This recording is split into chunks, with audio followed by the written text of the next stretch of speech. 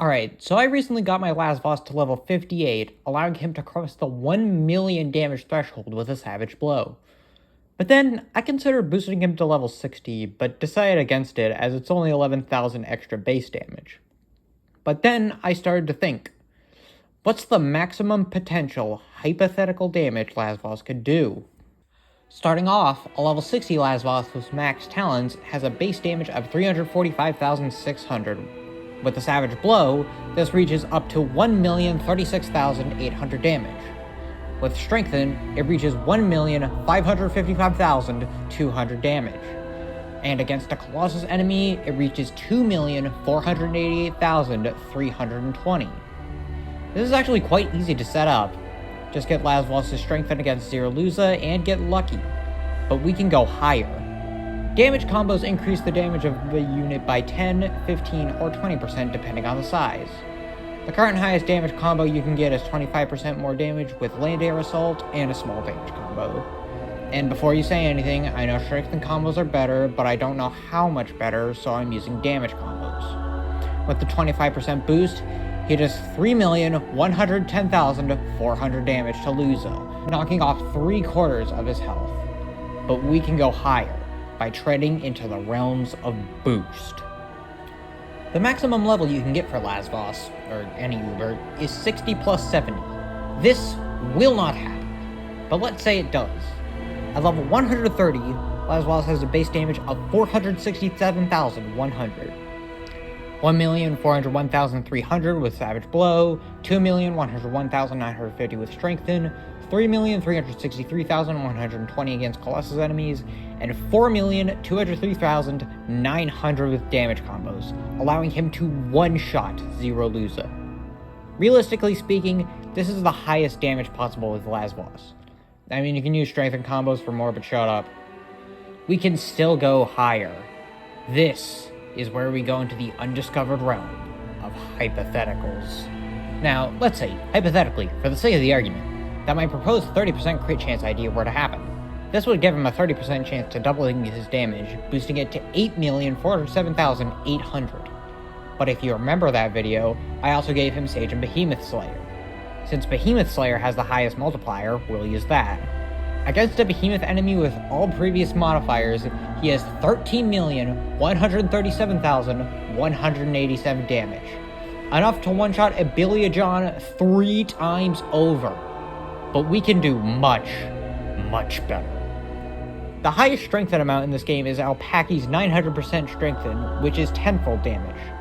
With that Strengthen instead, he does a max damage of 87,581,250 damage against Abilia.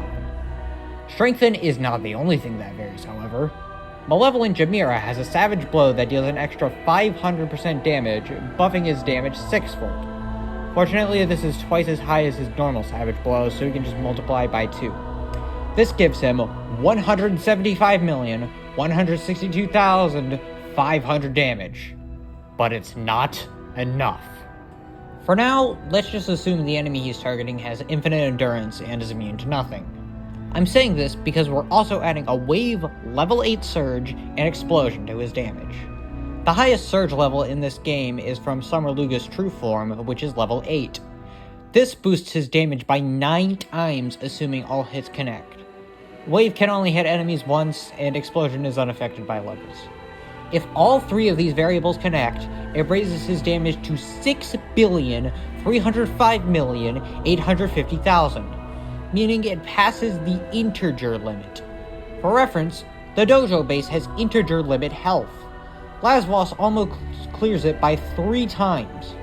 However, because of the surge, it's not all in one hit, so the game can probably still calculate that. Probably. Now, let's assume the enemy has traits, and Lasvoss has insane damage. The maximum damage boost granted by insane damage is 6 times against a trait with fruit treasures. This increases his maximum damage to 37,835,100,000. But remember how I brought up the dojo base? Well, that's quite funny, because there's an ability known as Base Destroyer, which adds 4 times damage to enemy bases. So let's also not only assume the enemy we're hitting has infinite endurance, but is also a base, which can happen thanks to animated bases, and we're still giving it all traits. This gives him 151,340,400,000 damage. But I forgot something until now. The enemy has all traits, which includes sub-traits, meaning it's also affected by Colossus and Sage Slayer, at least I think. With those two, he does a monumental 290,573,568,000 damage, more than 100 times over the integer limit. And yet, we're still missing something. There's two sub-traits we have left, two that aren't commonly discussed: Ava Angel and Madoka Witch. Both of those Slayer abilities give 5 times the damage against their respective trait, and have a combo to make it 25 times, meaning we multiply by a total of 625 times. And also, let's just assume you can stack those combos with the damage combos, because I am not redoing this math. This gives him our final maximum damage: 181,608,480,000,000 damage. More than enough to kill anything that doesn't move, because then the surge wouldn't miss. Now, how likely is this to happen? First of all, let's assume all the chances are 30%, same as the Savage Blow, because it's funny. First of all, 30% Savage Blow, 30% Crit, 30% Wave, 30% Surge, and 30% Explosion. So it's 0.3 to the power 5. This is a 0.243% chance of happening. He attacks every 16.67 seconds, so on average it would take 6,860 seconds of attacking to prot, which is 114.33 minutes, or nearly 2 straight hours of attacking. Why am I mentioning the RNG? This video is way too short. I need to stall for time. You got me? This is definitely a filler video, but it's one that I found interesting. I'm making another challenge run, which will be unlike any other one I've done so far. I hope you'll stick around for when it releases, but for now, I'll see you guys later.